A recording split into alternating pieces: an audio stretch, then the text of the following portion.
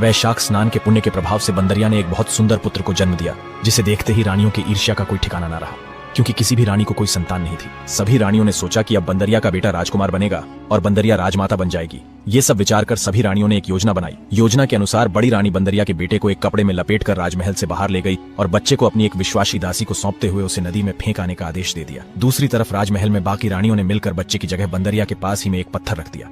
जब राजा वहां पहुंचा और रानियों से पूछा कि क्या हुआ है, तब रानियों ने प्रत्युत्तर देते हुए कहा, हे राजन, इस बंदरिया ने पत्थर को जन्मा है। पत्थर को देखते हुए राजा के मन में विचार उत्पन्न हुआ कि जब इतनी रानियों के होने के बावजूद भी जब मुझे पुत्र रत्न की प्राप्ति नहीं हुई तो भला इस बंदरिया से कैसे होता। दूसरी तरफ जब दासी बच्चे को लेकर नदी किनारे पहुंची तो उसने बच्चे को गौर से देखा और उसके आंखों से अश्रुधारा प्रवाहित होने लगी। उसके मन में मानो करुणा का तूफान उमड़ गया हो। मात्र एक दिन के बालक को मारने में भी दासी के भी हाथ कांप उठे और उसने राजकुमार को नदी में नहीं फेंका, लेकिन बड़ी रानी का आदेश भी था। दासी को भली भांति ज्ञात था कि अगर उसने रानी की आज्ञा का उल्लंघन किया तो उसे किसी बहाने से मृत्यु दंड दे दिया जाएगा। यही सब सोचकर दासी ने कांपते हाथों से उस बालक को खुदी हुई मिट्टी के गड्ढे में यह सोचकर छोड़ दिया कि यह चील कौओं का शिकार हो जाएगा। इसी स्थान से एक कुम्हार बर्तन बनाने के लिए मिट्टी ले जाया करता था। दासी के चले जाने के कुछ समय उपरांत कुम्हार वहां से मिट्टी लेने के लिए आ पहुंचा। जब बच्चे की किलकारियों की तीव्र आवाज कुम्हार के कानों में पड़ी तो कुम्हार ध्वनि का पीछा करते हुए तुरंत उस गड्ढे के पास आ पहुंचा। गड्ढे में नवजात शिशु को पड़ा देखकर कुम्हार के पैरों तले जमीन खिसक गई। उसने बिना देरी किए तुरंत बच्चे को गोद में उठाया और अपने घर लौट गया।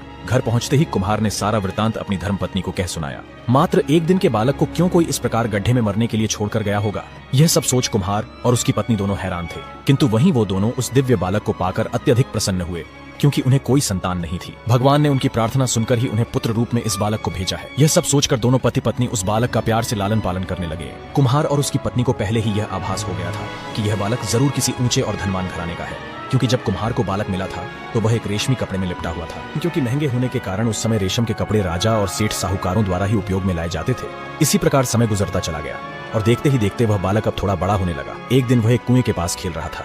उसी समय संयोगवश एक दासी कुएं से जल भरने के लिए वहां आ पहुंची। यह दासी कोई और नहीं अपितु वही दासी थी जिसे बड़ी रानी ने राजकुमार को नदी में फेंक आने का आदेश दिया था। दासी उस बच्चे को नदी में तो नहीं फेंका था, किंतु उसके मन में कहीं ना कहीं इस बात का दुख जरूर था कि वह बालक मिट्टी के गड्ढे में पड़ा पड़ा जरूर चील कौओं का निवाला बन गया होगा, और अगर ऐसा ना भी हुआ होगा तो भी एक भूखा बालक बिन मां के कितने ही घंटे जीवित रह पाएगा। उसके मन में यह विचार चल ही रहे थे कि उसकी एक बचपन की एक सहेली ने उसकी इस उदासी को भांप लिया और दासी से इसका कारण पूछने लगी। सहेली के बार बार पूछने पर अंततः दासी